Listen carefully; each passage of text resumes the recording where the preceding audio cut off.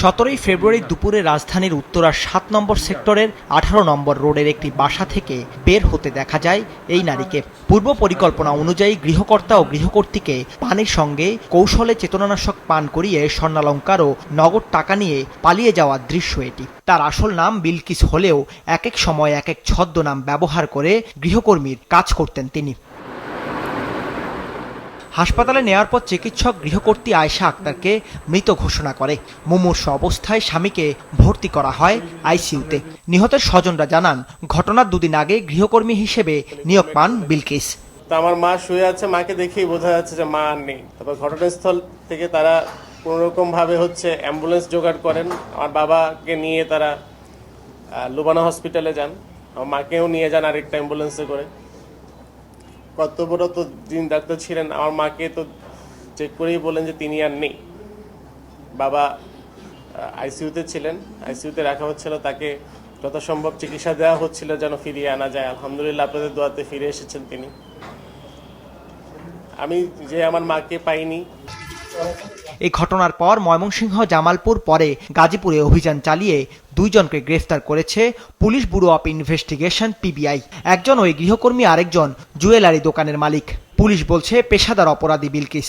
মেলান্দহর তথ্যের ভিত্তিতে আমরা গাজীপুরে তার বাসা উদ্ঘাটন করতে সক্ষম হই। সেখানে আমরা বাসা থেকে তাকে গ্রেপ্তার করি এবং বিলকিস সে স্বীকার করে যে স্বেচ্ছায় স্বপ্রণোদিত হয়ে সে মিথ্যা তথ্য দিয়েছিল নাম, এবং সে এই ঘটনা সংঘটিত করেছে।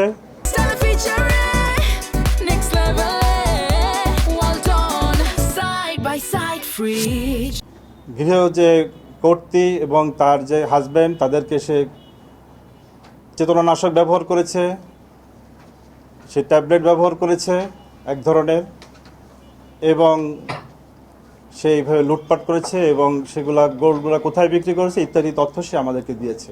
এর আগে অভিযুক্ত বিলকিসের বিরুদ্ধে রাজধানীর বিভিন্ন থানায় 5টি মামলা রয়েছে বলে জানায় পুলিশ।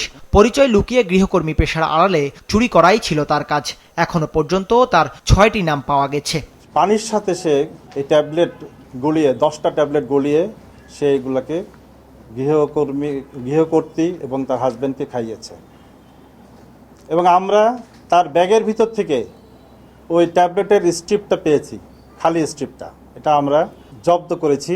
এইবারে সে প্রথম অ্যারেস্ট না, এবং সেই ঘটনায় আরও মামলা যেহেতু আছে, সে মামলায় কিন্তু প্রথম অ্যারেস্ট না, মামলা তার বিরুদ্ধে চার্জশিট করা হয়েছে, মামলাগুলো ডিল করা হয়েছে। হয়তো কোনো ফাঁকফোকর গলে সে বেরিয়ে যায়। এই ঘটনায় ভুক্তভোগী আয়েশা আক্তারের ছোট ছেলে বাদী হয়ে মামলা করেন উত্তরা পশ্চিম থানায়।